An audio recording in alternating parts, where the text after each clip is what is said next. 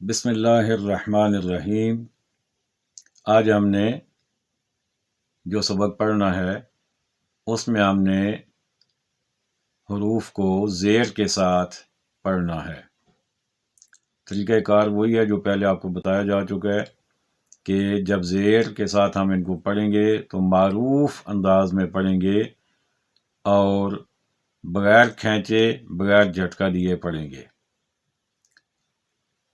توجہ کیجئے، حمزہ زیر ای، با زیر بی، تا زیر تی، سا زیر سی، جیم زیر جی، حا زیر ہی، خا زیر خی، دال زیر دی، ذال زیر زی، را زیر ری۔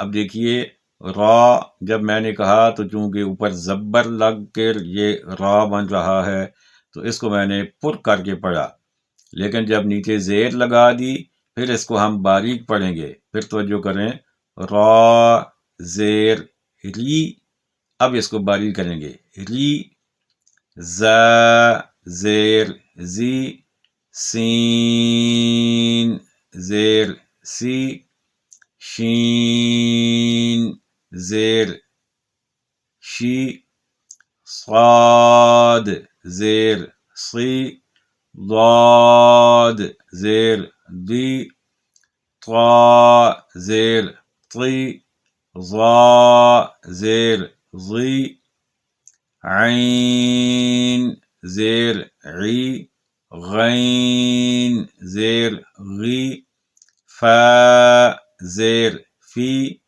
قاف زیر قی، کاف زیر کی، لام زیر لی، میم زیر می، نون زیر نی، وا زیر وی، ہا زیر ہی، حمزہ زیر ای، یا زیر جی۔ یہ تو ہم نے اس کو توڑ کے ساتھ پڑھا۔ اب اس کو ہم رواں پڑھیں گے، ای، بی، تی، سی، جی، حی، خی، دی، زی، ری، زی، سی، شی، صی، دی، طی، ظی، عی، غی، فی، قی، کی، لی، می، نی، وی، ہی، ای، جی۔ پھر سن لیجئے، میں ایک بات بار بار دہرا رہا ہوں کہ لمبا نہیں کرنا ان حروف کو۔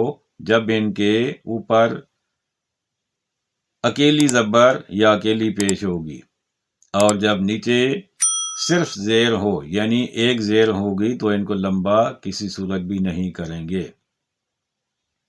اللہ تعالیٰ میں سمجھ کر پڑھنے کی توفیق عطا فرمائے۔